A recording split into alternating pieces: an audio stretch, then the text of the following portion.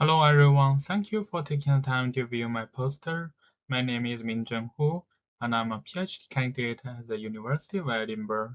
Today I will present my poster exploring students' rationales in relation to enrollment, articulation, and immobility on a TNE program in a university in China.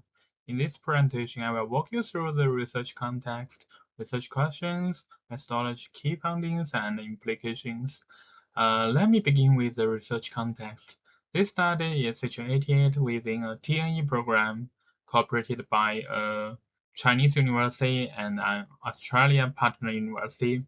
Unlike traditional international education that relies on physical mobility, this TNE program allows students to access international education within their home country.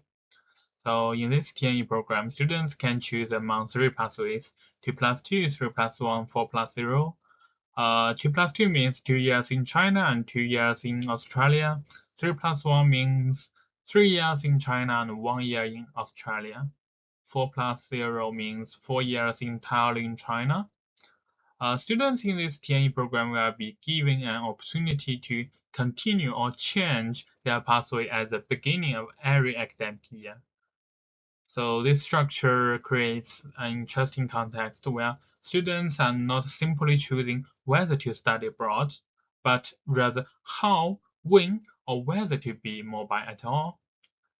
Based on this context, my research is guided by three research questions. First, why do students choose to enroll in this TNE program and select their initial pathway? Second, why do students continue or change their pathways during their study? Third, how do students link their pathway choices to their future aspirations? So together, these questions aim to unpack the decision-making process of students across time rather than treating their choices as a static. To interpret these decisions, I draw on two main theoretical framework. First is Archer's agency structure theory, which helps us understand how students' choices are shaped by structure, conditions, and individual agency. Second, I use Fakuna's framework of students' rationales, which identifies different dimensions of motivations for international education. Building on this, my study identifies five key rationales: economic, educational, experiential, aspirational, and social rationales. These rationales are not independent, rather they are often interconnected and mutually reinforcing. So this study adopts a mixed method approach. On the quantitative side, I collected 143 questionnaires which provide an overview of students' pathway choices and motivations. On the qualitative side, I conducted 20 semi-structured interviews, allowing for a deeper exploration of students' experiences and decision-making processes. By combining these two methods, I'm able to capture both broad patterns and individual level rationales. Okay, now let's move on to key findings.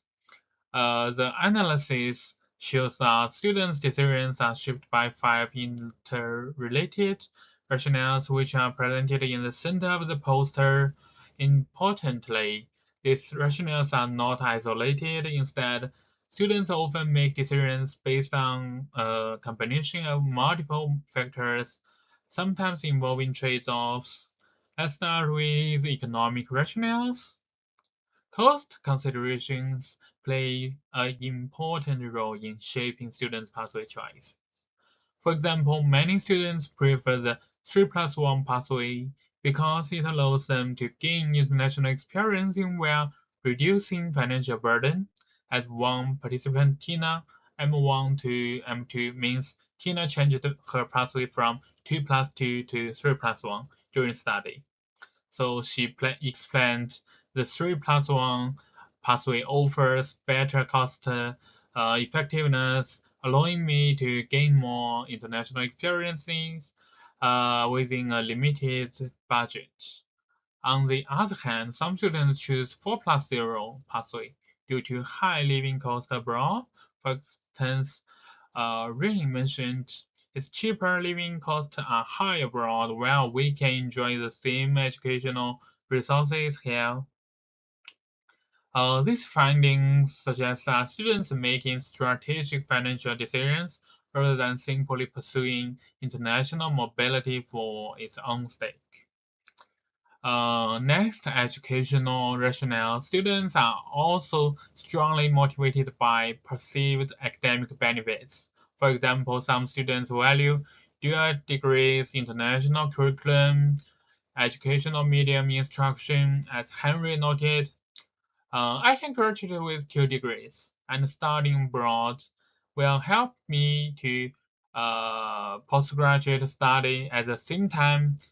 Local institution reputations are also matters. One participant highlights that the Chinese home university has a good reputation within my province. This indicates that students are balancing global opportunity with local credibility. Moving on to experiential rationales, many students are motivated by the desire to experience. For example, different cultures, new learning environment, personal growth. For example, Tina described studying abroad as 3+1 is a rare opportunity to engage with different cultures, languages, and learning environments. This reflects a strong emphasis on self-development and global exposure, which aligns with broader narratives of internationalization. Next is aspirational rationales.